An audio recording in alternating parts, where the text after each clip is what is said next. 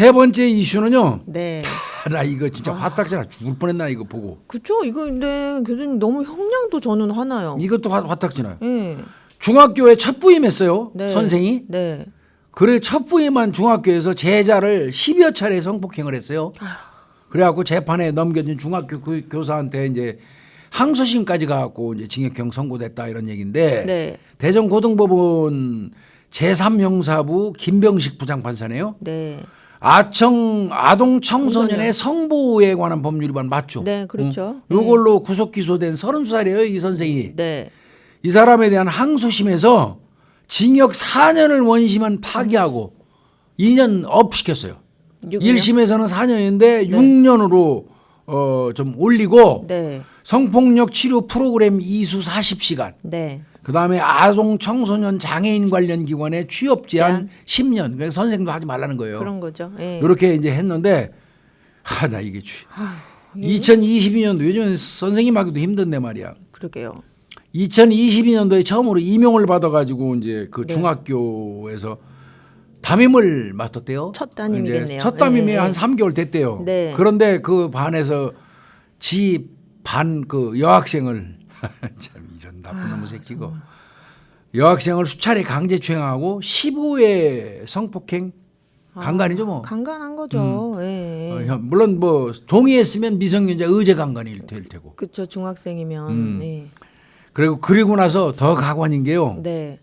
성관계 끝나고 나면 네. 이 새끼가 꼭 그랬대요. 너 임신할지도 모르니까 예. 산부인과 가서 사후 피임 처방을 받아라. 중학생 제자한테 이 진짜 이게 이거 이런 게 인간이에요. 이런 게 선생이고. 이게 선생이 어떻게 이런 행동을 하냐고요. 아유, 참.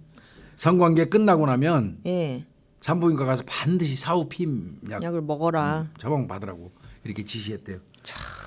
그래서 1심 재판부가 피해자를 올바르게 지도 교육하고 성범죄로부터 보호할 책무가 있음에도 네. 피해자를 거꾸로 말이야 범행을 저질러서 이 죄책이 무겁다면서 징역 4년 줬는데 네. 이 새끼가 또 항소했어요. 너무 많다고 4년. 이 4년이 뭐가 많아요. 4년이면 감지덕지하고 생각을 하고 살아야지. 그러니까 항소심 재판부에서 얘는 아동학대 신고 의무자 신분이에요. 선생이라. 네. 그런 점을 감안한다면 이거 신분범이에요. 신분범. 네. 네.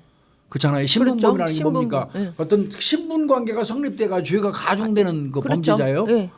신분범인 걸 감안해서 형량이 무겁다고 판단했지만 네.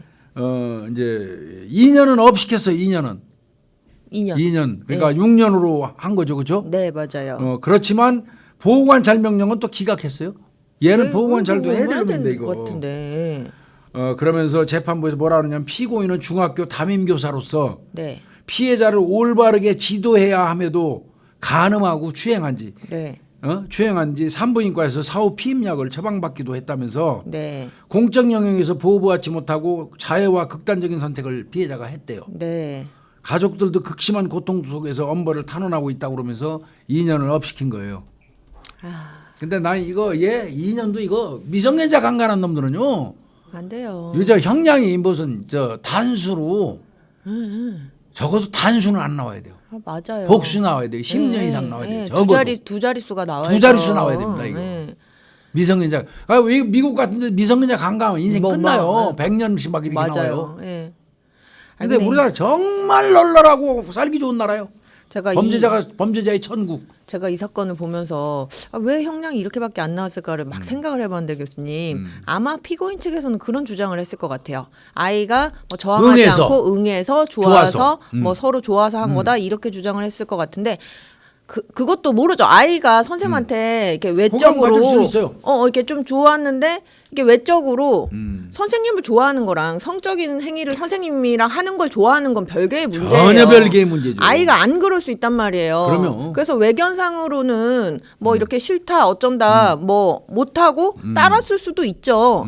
그래요. 다 떠나서 애가 정말로 좋아서 선생님이랑 그랬다고 치자고요. 그건 아이잖아요. 그럼 본인은 성인이잖아요. 선생님이잖아요. 그런 사람이 이런 행동을 하면 이게 안 되는 거죠. 그래서 미성년자 의제 강간이나 미성년자 대상으로 한 범죄 사실을 쓸 때는 네. 우리가 맨 마지막에 쓰는 항목이 뭐냐면 간음하여 강간한 것이다. 서로 이렇게 상호간에 뭐 어떤 합의가 그 있어도 약간의 합의 그 용인행위가 있어서 그래서 네. 그 한다고 하더라도 간음하여 그게 간음이에요. 간음이죠. 간음함으로써 강간한 강간한 것이다. 거지. 간음하여 강간한 것이다로써요. 미성년자 네. 예, 강간 사건은 범죄 사실이 마지막에 꼭 네, 그렇습니다. 네. 누구누구는 뭐 이러이러한 방법으로 미성년자 누구누구를 간음하여 강간한 것이다. 네. 아니면 뭐 아예 강간은 뭐 그냥 뭐 물리적으로 뭐 막 물리적으로 두들겨 패고 눕힌 다음에 강제로 뭐 이렇게 해서 강간한 예. 것이다 이렇게 쓰는데 예. 미성년자 요 경우가 조금 전에 우리 홍 박사 얘기한 그런 내용일 듯 싶어요. 어떤 호감 선생님의 어떤 그 행위에 대해서 거부하지 못하고 응했을 가능성 예. 그런 게 있다고 하더라도 아까 얘기한 것처럼 신분범이잖아요. 맞아요. 보호해야 되고 막아줘야 될 사람이 오히려 그런 행위를 했기 때문에 이거는 가중처벌. 그냥 위계 관계에서 그냥 복종할 수밖에 없는 케이스가 된 거예요. 그런 거죠. 그래서 강간이 이루어졌다면 간음하여 강간한 것이다. 네, 이렇게 네. 쓰는 거거든요. 네. 그래서 아마 이거 이 범죄 사실 마지막에 네. 간음하여 강간한 것이다로 써 있을 겁니다. 맞습니다. 그래서 이제 본인은 뭐 끝까지 억울하다고 생각할 수도 있어요. 서로 좋아서 한 건데 아니요. 서로 좋아서 했다고 하더라도 본인이 이 정도의 형을 받는 거는 정말 감지덕지하게 생각하고 맞아요. 예.